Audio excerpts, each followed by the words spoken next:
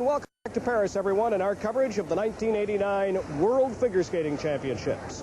Over the years, only 3 Canadian males have ever won the World Championship. Donald Jackson in 1962, Don McPherson in 1963, and of course 2 years ago, Brian Orser winning in Cincinnati in 1987.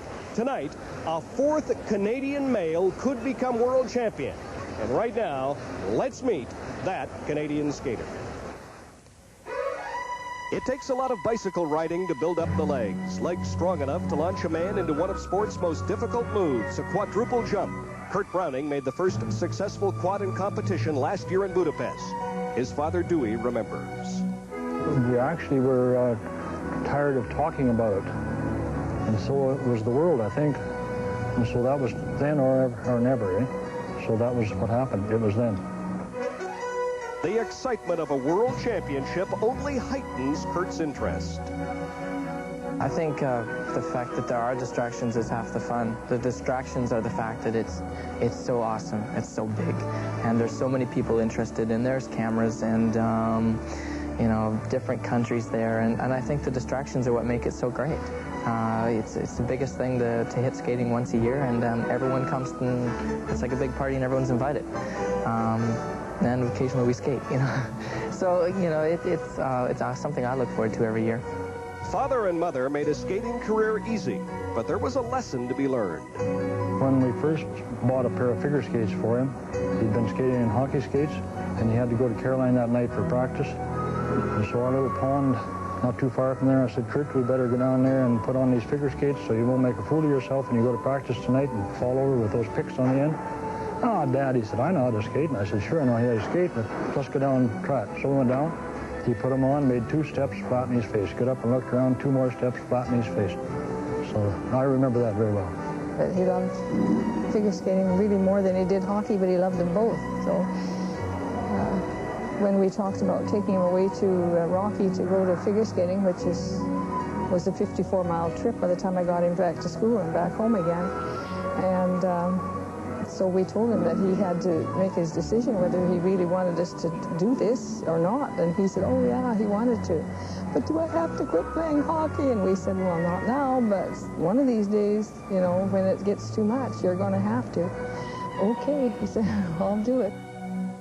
For the young Albertan, home is where the heart is. I'm starting to learn to live with this traveling around and seeing the whole world. And as exciting as it is, I really can't find a place yet that I would rather call home than home right now.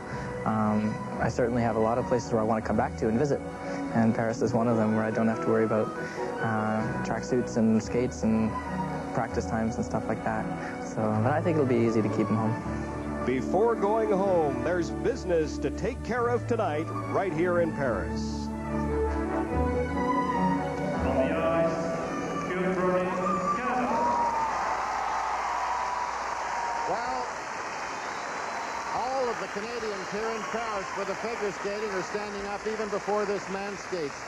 Kurt Browning, great anticipation, great expectations. He, of course, won the short program here, and that moved him from 5th place after figures into 2nd. So it's there for him, but it's 4.5 minutes away.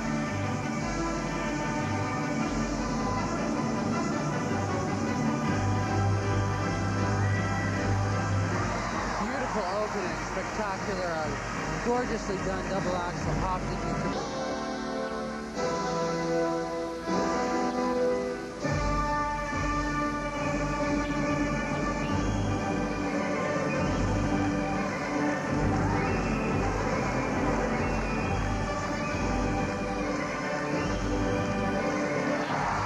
Beautifully done quadruple toe. There it is, far, far superior to the one that he made history with in Budapest. By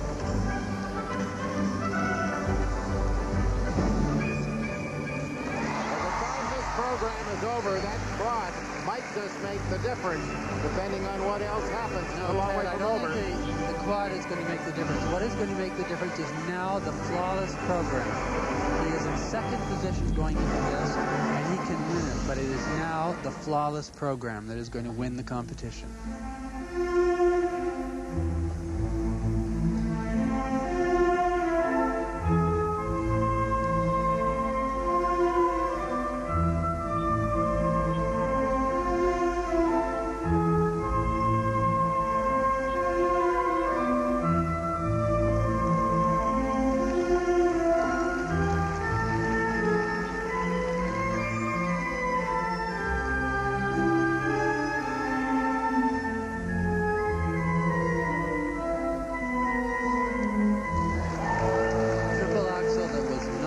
done. Again, he can still win this, but one more mistake, there's big trouble.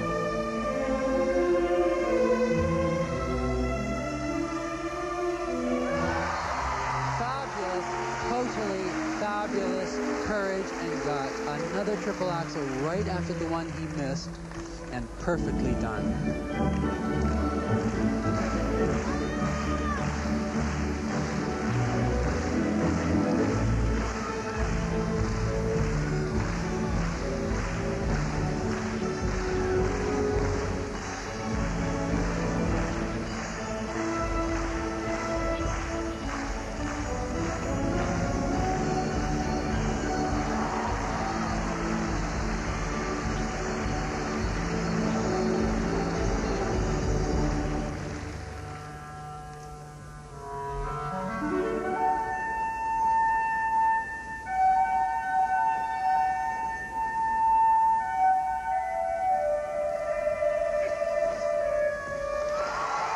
Beautifully done triple loop. Now the problem here, if anyone is going to find fault with this program, the in-betweens are very slow, extremely slow, and a little bit immature, which is to be expected because he's new on the scene. No one can hold a candle to him, I think, tonight with regard to the jumps. But where they could get him would be in the speed and perhaps choreography.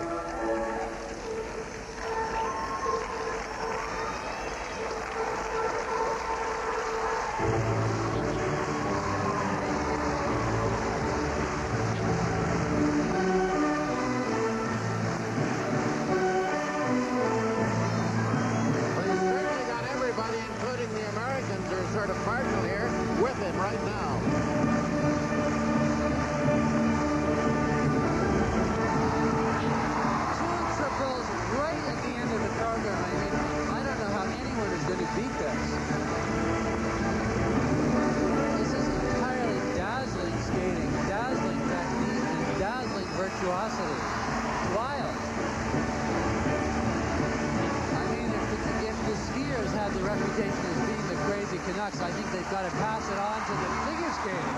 It's Kurt Browning that's the crazy Canuck. Everybody is standing on their feet here. Everybody is up for Canada's Kurt Browning.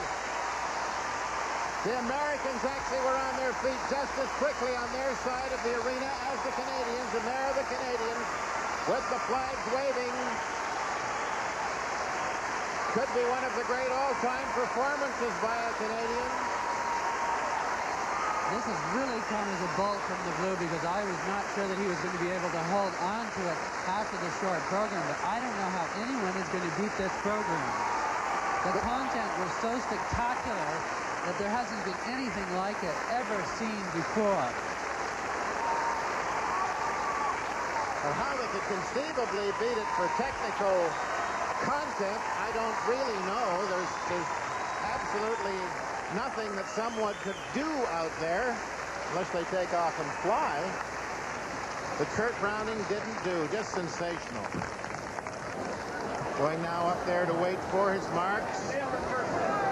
Certainly the Soviet judge must be wondering exactly what they're going to do with this, but I really think with this program they can't play politics. They can't hold those marks in for their own skaters.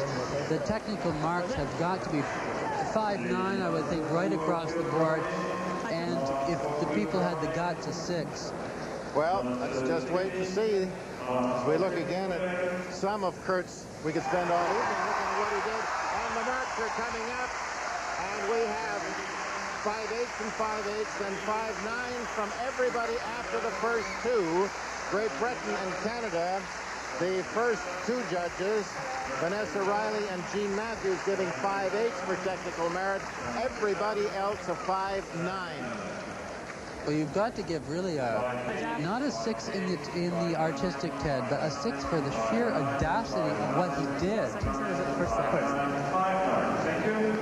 Now we'll see what his technical marks are. They'll be coming up now. 5.9 this time from Vanessa Riley of Great Britain, and Canada a 5.9. They gave higher marks for artistic. Well, the Canadian judge was quite wrong there. The 5.9 or the 6 should have been in the technical, not in the artistic.